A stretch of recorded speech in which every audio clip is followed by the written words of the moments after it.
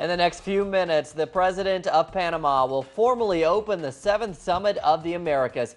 Now, some are calling the meeting a landmark moment for relations between Latin America and the United States. We go straight to Jorge Gestoso now for the latest. Well, finally, the D-Day has come here in Panama City. The 7th Summit of the Americas is about to start in about a few minutes. 33 out of the 35 heads of states are attending the ceremony that is going to be the very first place that is going to happen in this center of conventions at Tlapa. And here, immediately after, there's going to be an official dinner, and that will be the final program for the first day. Tomorrow, Saturday, the heads of states are going to meet in the morning. They're going to have a session for about 2 hours, then a break, a lunch, and a final session in the afternoon. And it's going to end up not with a declaration of the summit, because they didn't agree with the terms of an official declaration, but it's assumed that the president of Panama is going to himself draw certain conclusions of what is going on. Everything is absolutely normal. There is a huge security because all the heads of states are already here, and therefore the security has been beefed up, but everything is normal. There's a lot of enthusiasm, a lot of hopes that this summit is going to bring some steps in the right direction for the Americas.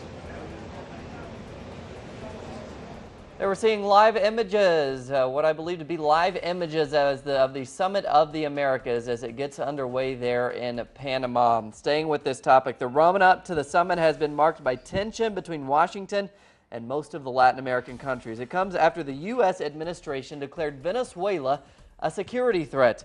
The first thing the Venezuelan President Nicolas Maduro did when he arrived in Panama for the summit was to visit the working-class neighborhood of Chorrillo. That's where hundreds of Panamanian civilians died in 1989 when the United States bombed and invaded the country.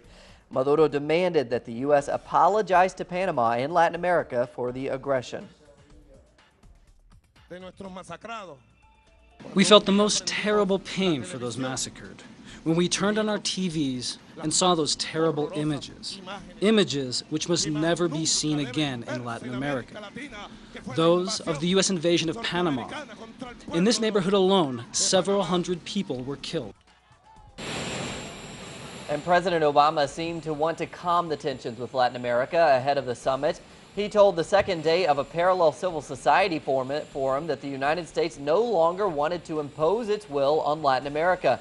A day earlier, Obama had contradicted his own executive order and said that the U.S. did not regard Venezuela as a threat.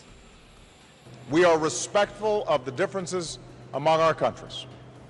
The days in which our agenda in this hemisphere so often presumed that the United States could meddle with impunity, those days are past. And the U.S. administration had been hoping the summit would concentrate on the reopening of relations with Cuba. Now, this is the first time Cuba is attending a meeting organized by the OAS since it was expelled from the regional body by the United States in 1962. President Barack Obama and President Raul Castro talked earlier in the day by telephone, and both will be attending the opening ceremony.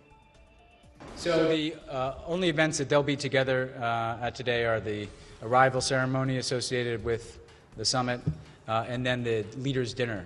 So they'll be in the same room for those events. It's possible, certainly, that they'll see each other there. I would not anticipate an extended discussion between the two leaders tonight. If that happens, it's going to happen tomorrow. But they'll be together with the other leaders at the arrival ceremony and the event, the dinner tonight. Overnight, the U.S. Secretary of State, John Kerry, met behind closed doors with the Cuban Foreign Minister, Bruno Rodriguez. Despite the meeting, Washington has still not removed Cuba from the U.S. list of countries that sponsor terrorism. That's even though a State Department review of the issue has been completed.